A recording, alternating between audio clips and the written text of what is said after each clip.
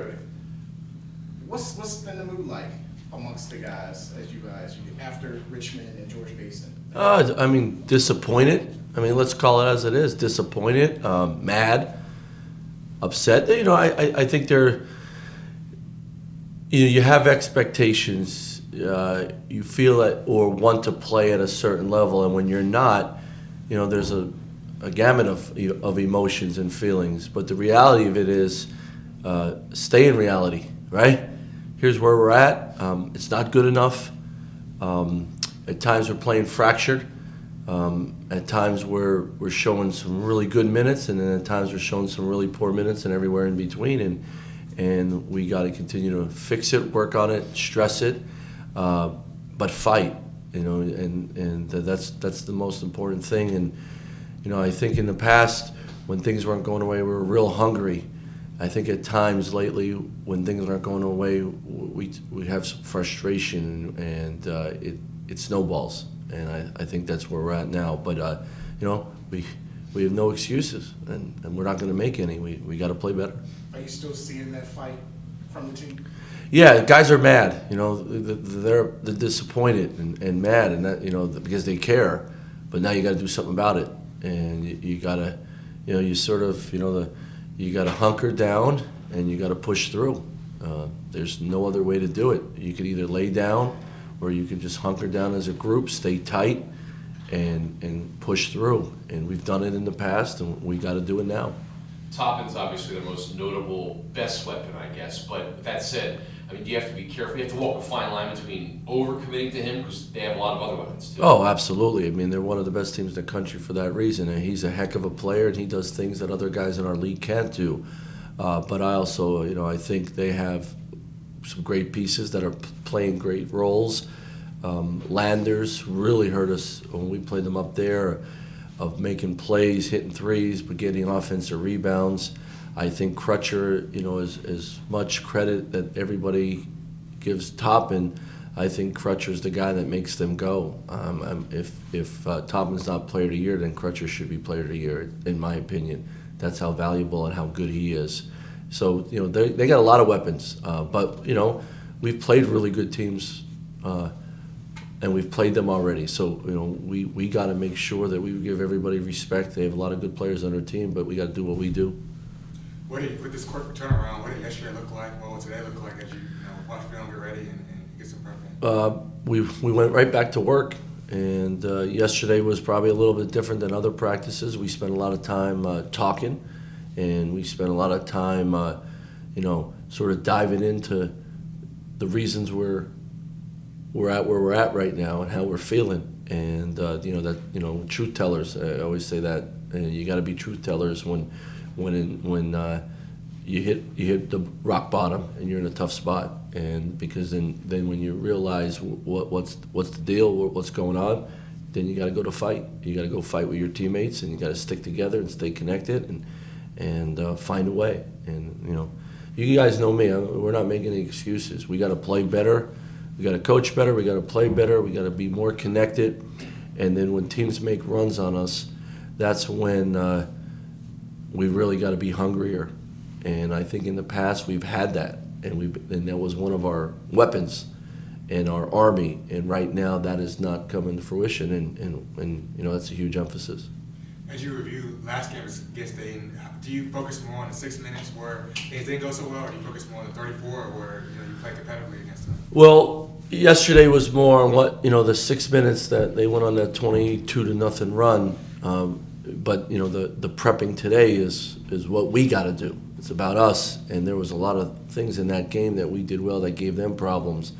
But we got to make sure when a team goes on a run on us that we stay connected and we don't fight it or think, I got to do this against this run. It's we, and we can't have another run like that occur the rest of the year. We got to figure it out. The offensive struggles, you mentioned on Saturday, maybe a little bit of standing around. Yeah, honestly, the ball, it stuck because I got to make a play for us instead of we got to make a play. And part of it is we want guys to be aggressive, but aggressive in how we do things. As a tail, switch the sides around. And when we played Richmond here, we had that ball moving. and we had wide open shots that we made. We still had some wide open shots the other night. We just didn't make them, but we were living on trying to make a play instead of play through each other. And when we do that, our offense is good. We're just not doing it consistent enough. The one stat was very telling when we didn't get the ball into the paint on a drive or throwing it in there. We really struggled by forcing shots. When we got penetration, when we threw the ball in, we had good stats. We had good opportunities, and that's got to be a huge emphasis. So you can't play hero ball. You got to play team ball, and we got to share it. Now I want our guys to be aggressive because that's when we're at our best. But we got to make sure that ball doesn't stick. I know you guys focus on the game that's right in front of you. Do you, at this point, do you use the bigger picture for this particular game as motivation for your guys, or do you not really talk about that? Well, the motivation is we got to win the next game, and our guys know that because they're upset. They're not satisfied, which is great. That's how you should be when you have expectations of yourself. The guys know it. Everybody knows it. I mean, they follow college basketball. If we could beat Dayton tomorrow, that's a huge win for us. The last game would have been a huge win for us. You know what I mean? So we have some opportunities in front of us, without a doubt. But it's about us being right and us being ready to play a team of this caliber. What have you seen as far as player leadership in the locker room? During a stretch like this, as far as the seniors, what have you seen as far as sort of that player to player? Well, I think right now some guys feel they're letting their team down, and they're frustrated with their own game, which good. I mean, most good players get mad at themselves and are frustrated if they're not playing well, but that can't be the first thought when you walk in the gym every day. It's got to be about going to work and working harder, trying to do it better, trying to do it differently. Knowing what's not working, stay away from it, and that's part of us coaching and staying in our guys' ears. And the older guys, they want it so bad, but there's a method of doing it, and there's an approach to do it, and they got the fight to do it. We just got to do it together. Would they just how big of an emphasis will be limiting them in transition? Yeah. Particularly obviously that run they went on back in January, they got out of transition a lot. So how big? Well, number one is taking good shots, not turning the ball over, and taking good shots limits them. We turned them over 19 times, I think. So we got to make sure if we can get in our press and get back and play defense. Maybe we get some opportunities to get turnovers and get stops. But if we're behind the play because of bad shots or turnovers, you're allowing a very potent offense in the open court with running downhill to gain a great advantage on you. And they've done that to a lot of people all year long. We got to make sure that's on the top of the list.